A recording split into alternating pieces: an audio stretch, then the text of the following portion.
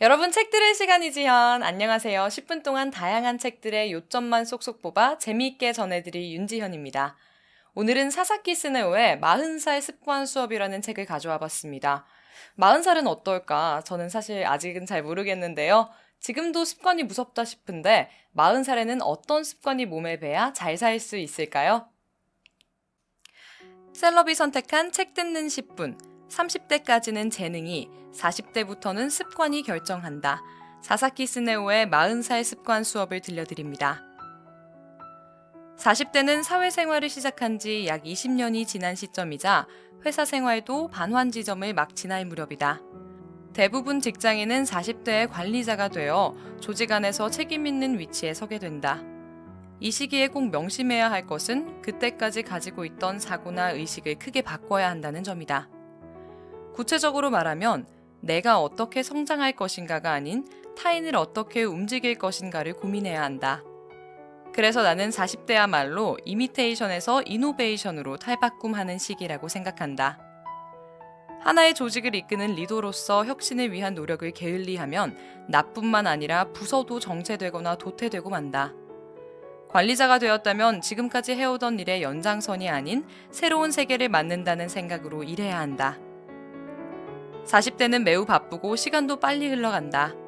많은 업무와 임무를 수행하면서 제한된 시간 안에 새로운 능력이나 기술을 익히려면 어떻게 해야 할까? 그 해답은 단 하나, 좋은 습관을 갖는 것이다. 특히 40대부터는 좋은 습관의 유무에 따라 관리자의 능력이 크게 달라진다. 30대까지는 재능으로 버틸 수 있다. 하지만 40대부터는 좋은 습관을 지닌 사람이 이긴다. 재능이 성공의 중요한 밑거름이라는 점을 부인하지는 않지만 40대가 되면 좋은 습관이 뒷받침되지 않은 재능은 얕은 재주에 불과하다.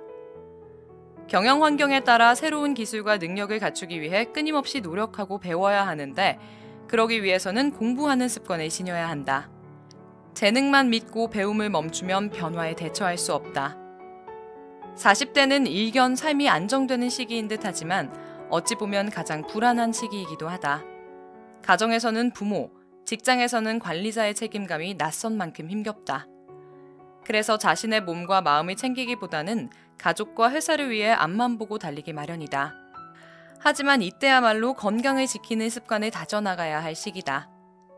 40대 이후 찾아오는 진짜 승부에 전력을 기울이기 위해서라도 40이 되기 전부터 건강을 첫 번째 목표로 삼기 바란다.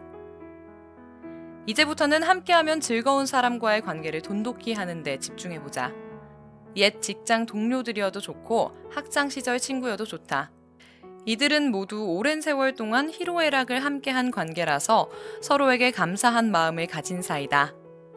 이들과 돈독한 교류를 이어나가기 위해서는 너무 가까이도 너무 떨어지지도 않게 담담한 관계를 유지하면 된다. 그래야 서로 존중하며 더 오랜 시간 관계를 이어나갈 수 있다.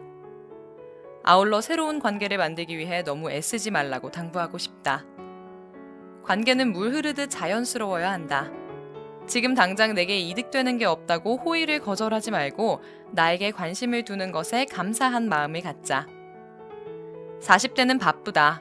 취미도 갖고 싶고 책도 많이 읽고 싶지만 해야 할 일이 산적해 있어 어느 것에도 선뜻 손을 댈 수 없다. 게다가 지출이 특히 많은 연령대라서 자기 개발을 위해 선뜻 돈을 쓸 수도 없다. 그렇다면 무엇을 기준으로 투자처를 선택하면 좋을까? 그것은 매우 간단하다. 자신이 즐길 수 있는 것으로 결정하면 된다. 공부 모임에 나가든 책을 읽든 이 경험으로 내가 정말 성장했구나 하고 느끼면 즐거워진다. 따라서 자신이 즐거운 일을 선택하면 그것은 필연적으로 자신의 장래에 유익한 일을 선택하는 것이다. 그래서 40이 되기 전에 자신의 인생에서 즐거운 일이 무엇인지를 찾는 습관을 길러야 한다. 그래야 40대의 과중한 업무 속에서도 일과 삶의 균형을 유지하는 일과 삶의 균형을 향상할 수 있다. 자녀의 교육비나 주택담보대출 등 지출이 많아지는 나이가 되면 가계 관리에도 꼼꼼하게 신경을 써야 한다. 남자의 경우 경제권을 아내에게 일임해버리는 사람이 많다. 하지만 가계는 부부가 함께 관리하고 꾸려나가야 한다. 한 가정의 돈을 어떻게 사용할지는 부부가 의논해서 계획을 세워야 하기 때문이다. 가계부를 쓰는 실무는 그것을 잘하는 사람이 맡으면 된다. 운용에 차질이 생기면 반드시 상의해서 조정해야 한다. 그것이 가게를 잘 관리하는 기본 원칙이다. 이직에는 위험이 따른다. 특히 40대 이후에는 신중하게 생각해야 한다. 연차가 높은 관리자급의 경우 회사에서는 더 빨리 성과를 내길 바란다. 그만큼 종전 회사보다는 지위나 급여가 높아지겠지만 막상 이직해보면 자신을 두 팔 벌려 반겨주며 적극적으로 협력해주는 이들이 많지 않다. 물론 꼭 도전해보고 싶은 일이 있다라는 긍정적인 동기와 필요가 있다면 반대하지 않는다. 하지만 현재의 환경에 불평, 불만이 있는 경우라면 이직하지 말고 직접 환경을 바꾸면 될 일이다. 20대나 30대라면 어려울지 몰라도 40대의 관리자가 되면 가능하다. 업무 수행 방식을 비교적 자유롭게 결정할 수 있고 직장 환경도 노력에 따라 얼마든지 바꿀 수 있다. 생각의 프레임을 바꾸면 이렇게 이직하지 않아도 자신이 원하는 방식으로 일할 수 있다. 타인에게 인생을 맡기지 않고 주도적으로 살기 위해서는 미래를 예측하는 습관이 필요하다. 흔히 트렌드 분석을 미래 예측이라고 생각하는 이들이 있다. 물론 그 과정에서 앞으로 어떤 변화가 일어날지에 대한 실마리를 발견할 수는 있다. 하지만 그것은 흐름을 쫓아가기만 하는 것에 불과하다. 40대는 스스로 미래를 예측하는 힘을 갖고 있어야 한다. 그러기 위해서는 30대부터 업계 동향과 회사의 미래 전략 등에 관심을 가져야 한다. 철저한 분석을 통해 미래를 예측할 수 있는 사람은 어디를 가더라도 환영받는다. 사회생활 초창기에는 주어진 업무에 필사적으로 매달려 무작정 열심히 일해도 좋은 시기다. 하지만 30대 중반을 지나는 시점부터는 축적된 지식이나 경험으로 일해야 한다. 체력이나 기력으로 경쟁하는 것이 아니라 머리를 써서 현명하고 유연하게 살아야 한다는 의미다. 무조건 포기하지 않고 밀어붙이는 것만이 능사가 아니다. 자신의 역량을 벗어난 일에 매달리는 것은 화를 자초할 가능성이 크다. 40대가 되면 업무뿐만 아니라 만남이나 여가를 보내는 방법에도 전략이 필요하다.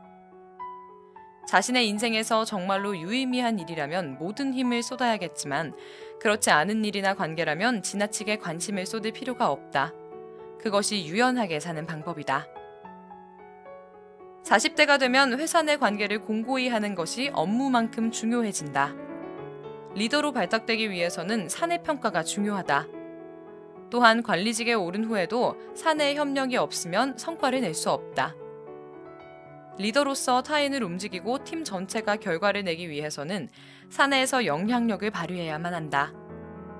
즉, 사내에서의 입지가 공고해야 사회 경쟁에서도 이길 수 있다. 사내에서 나와 공통의 관심사를 갖고 있거나 상호 윈윈할 수 있는 상사와의 유대를 강화하자. 나에게 호감을 보이는 부하 직원이 있다면 그 역시 열린 마음으로 대하자. 이처럼 사내의 아군을 늘려가는 것은 40대 이후 직장 생활에 큰 버팀목이 돼주고 입지를 탄탄하게 해줄 것이다. 상사를 내 편으로 만드는 커뮤니케이션 방법은 의외로 간단하다.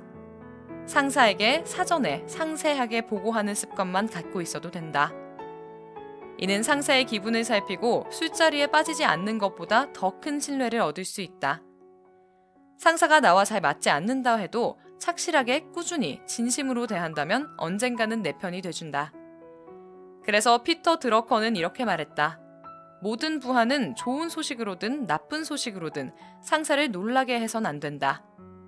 평소에 열심히 보고하고 상의하라는 말이다. 40대에도 회사 생활을 계속하고 있다면 그때는 회사원으로 먹고 살 각오를 해야 한다. 관리자가 되고 가족이 있는 나이가 되면 싫으면 그만두면 되지 라고 가볍게 생각할 수 없다.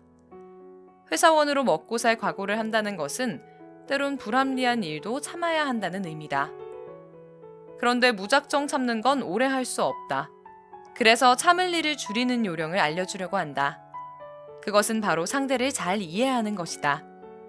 상대하기 힘든 상사라면 그의 행동과 성격을 잘 관찰해보자. 그가 어떤 성격의 사람인지, 주로 어떨 때 기분이 나쁘고 어떨 때 좋은지 파악하고 나면 그만큼 이해의 폭이 넓어진다.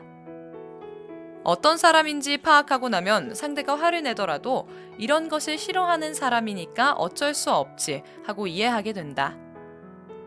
신뢰 잔고는 스티븐 코비의 성공하는 사람들의 7가지 습관에 등장하는 말이다. 신뢰 잔고란 상호 간 신뢰 수준을 의미한다. 이 신뢰 잔고가 쌓여 있다면 상사나 부하 직원에게 미움받는 걸 두려워할 필요가 없다. 부하 직원이 내 험담을 하겠지, 이렇게 말하면 상사의 반감을 사겠지라며 꼭 해야 할 말까지 삼가는 것은 서로에게 바람직하지 않다. 진심으로 그들의 성장을 바라는 마음으로 질책한다면 그 진심은 그들에게도 확실히 전달된다. 세뮤얼 스마일즈는 이렇게 말했다. 습관은 나무 껍질에 새겨놓은 문자 같아서 그 나무가 자라남에 따라 확대된다. 네, 습관에 관련한 속담이 참 많은 것 같습니다. 3살 버릇 여든 간다고도 하잖아요. 그만큼 습관이 중요하고 또 어떤 습관을 들이느냐가 인생을 좌우할 수도 있겠죠. 책 듣는 10분 청취해주시는 40대 분들, 또 저처럼 40대가 아닌 분들도 더 좋은 습관을 들일 수 있도록 오늘부터 노력해보는 건 어떨까요?